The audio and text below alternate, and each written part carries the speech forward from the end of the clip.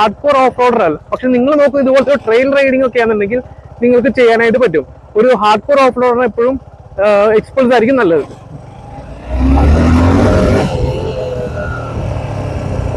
Hi guys, അപ്പോൾ ഇന്നത്തെ video എന്ന് പറഞ്ഞാൽ നമ്മുടെ ഈ ഒരു വിസ്റ്റോമിൻ്റെ ഒരു ലോങ് ടൈം റിവ്യൂ ആണ്. അതേപോലെ ഒരു ചെറിയ കമ്പാരിസൺ ആണ്. നമ്മുടെ ആർടിഎക്സ് അതേപോലെ എക്സ്പൾസ് ആയിട്ടുള്ള ചെറിയൊരു കമ്പാരിസൺ ആണ്. സോ നമുക്ക് വണ്ടിയുടെ പോസിറ്റീവ് ആൻഡ് നെഗറ്റീവ്സ് നമുക്ക് ആദ്യം നോക്കാം. സോ പോസിറ്റീവ് സൈഡിലേക്ക് വരാം. വണ്ടി ഇപ്പോൾ ഞാൻ ഓൾമോസ്റ്റ് ഒരു 40,000 കിലോമീറ്റർ ഓടിച്ചു. ഈ 40,000 കിലോമീറ്ററിൽ ഇന്നേ വരെ എനിക്ക് ഈ വണ്ടിയുടെ ഹെഡിൻ്റെ നോയ്സ് മാറുക, അതേപോലെ ഹെഡിൽ നിന്നൊരു അല്ലെങ്കിൽ ഒരു എൻജിൻ സൈഡിൽ നിന്നൊരു ഇഷ്യൂ വരാം, അവിടെ നിന്നൊരു പാർട്സ് ചേഞ്ച് ചെയ്യുക, അങ്ങനത്തെ ഒരു ഇഷ്യൂ എനിക്ക് ഇതുവരെ വന്നിട്ടില്ല ഈ 40,000 കിലോമീറ്ററിൽ. ഈ 40,000 കിലോമീറ്ററിൽ ഞാൻ ആകെ ഇതിൽ ചെയ്തിട്ടുള്ളത് ഓയിൽ ചേഞ്ച് ചെയ്യുക, ഓയിൽ ഫിൽറ്റർ ചേഞ്ച് ചെയ്യുക, അതേപോലെ ബ്രേക്ക് പാഡ്സ്, ചെയിൻ സ്പോക്കറ്റ്, ടയേഴ്സും ചേഞ്ച് ചെയ്തു. അതല്ലാതെ വണ്ടിയുടെ മെക്കാനിക്കൽ ഈ എൻജിൻ സൈഡിൽ നിന്ന് ഞാൻ ഒന്നും റീപ്ലേസ് ചെയ്തിട്ടില്ല. നെക്സ്റ്റ് പോസിറ്റീവ് സൈഡാണ് ഈ ഒരു എൻജിൻ്റെ ഒരു ഹീറ്റ് മാനേജ്മെൻറ്റ്. ഇതുവരെ ഇത്രയും നാളിൽ ഞാൻ കുറേ ഒരു ഓൾമോസ്റ്റ് 1 ഇയർ ഞാൻ ബാംഗ്ലൂർ ഓടിച്ചായിരുന്നു. അവിടുത്തെ ട്രാഫിക് അറിയാലോ, നമുക്ക് ഒട്ടും മൂവ് ചെയ്യാൻ പറ്റില്ല, ഡെഡ് ട്രാഫിക് ആയിരിക്കും. അതിൽ പോലും ഇതിൻ്റെ ഒരു ഹീറ്റ് കാരണം എൻ്റെ കാലിലേക്ക് ഹീറ്റ് അടിച്ച് അത് ഇറിറ്റേഷൻ ആവോ അല്ലെങ്കിൽ അതിൻ്റെ ആ ഒരു ഫാൻ ഓൺ ആവുകയോ ചെയ്തിട്ടില്ല. അതേപോലെ ഞാൻ 1 ഇയർ കേരളത്തിൽ ഓടിച്ചായിരുന്നു. കേരളത്തിലെ ഈ കാലാവസ്ഥയിലും ഈ വണ്ടി ഇതുവരെ ഒത്തിരി ഓവർ ഹീറ്റായിട്ട് ഞാൻ കണ്ടിട്ടില്ല. നെക്സ്റ്റാണ് ഇതിൻ്റെ മൈലേജ്. എനിക്ക് 35 to 40, 42 വരെ ഇതിൽ കാണിച്ചിട്ടുണ്ട്. അത്യാവശ്യം ആക്യുറേറ്റ് ആണ് ഇതിൻ്റെ മൈലേജ് കാണിക്കുന്നത്. നല്ല മൈലേജ് കിട്ടുന്നൊരു വണ്ടിയാണ്. ഈവൻ 250cc ആണെങ്കിലും നല്ല മൈലേജ് കിട്ടുന്നുണ്ട്. നെക്സ്റ്റാണ് ഇതിൻ്റെ കംഫർട്ട്.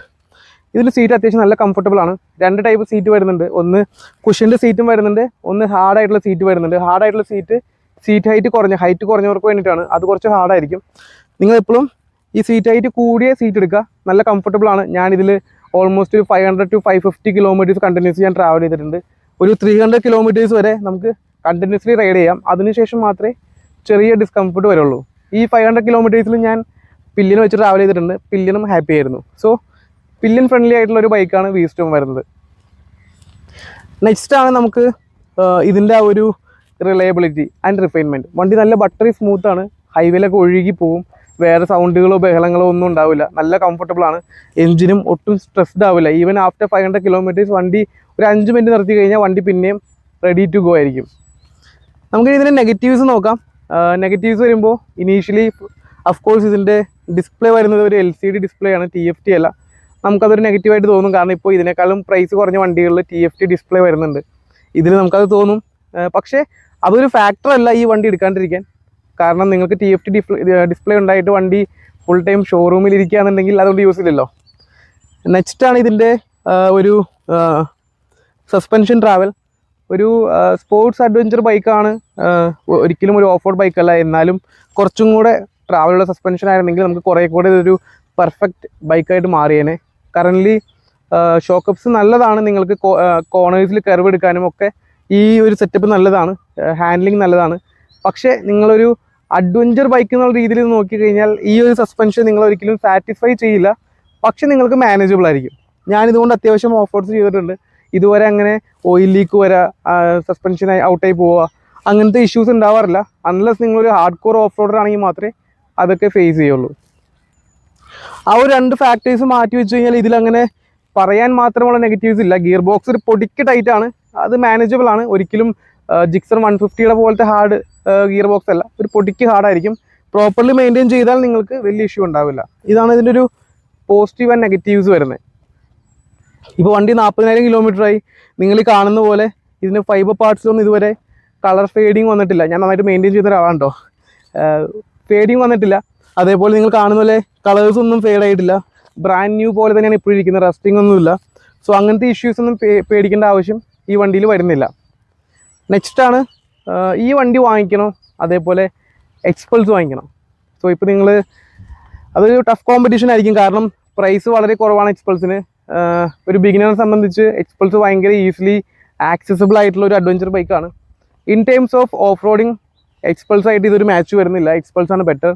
പക്ഷേ നിങ്ങളുടെ പർപ്പസ് ഹൈവേ ടൂറിംഗ് ആണ്, കുറച്ച് ഫാസ്റ്ററായിട്ട് വണ്ടി ഓടിക്കണം. സോ അതിനെല്ലാം ഈ വണ്ടി നല്ലതായിരിക്കും. നല്ല മൈലേജ് ഉണ്ട്, ബെറ്റർ ഹീറ്റ് മാനേജ്മെൻറ്റ് വരുന്നുണ്ട്. എക്സ്പൾസിന് കുറച്ച് ഹീറ്റിംഗ് ഇഷ്യൂ ഉണ്ടെന്ന് റിവ്യൂസ് കേൾക്കുന്നുണ്ട്. ഇതിലങ്ങനെ ഹീറ്റിംഗ് ഇഷ്യൂ വരുന്നില്ല. അത്യാവശ്യം പവർഫുൾ ആണ്. നിങ്ങൾക്ക് 140+ നിങ്ങൾക്ക് ട്രാവൽ ചെയ്യാനായിട്ട് പറ്റും ഹൈവേസിലൊക്കെ. ഒരു സ്വീറ്റ് ക്രൂസിങ് സ്പീഡ് എന്ന് പറയുന്നത് ഒരു 120-110 ആണ്. അതിന് കംഫർട്ടബിളി നിങ്ങൾക്ക് ക്രൂസ് ചെയ്യാനായിട്ട് പറ്റും.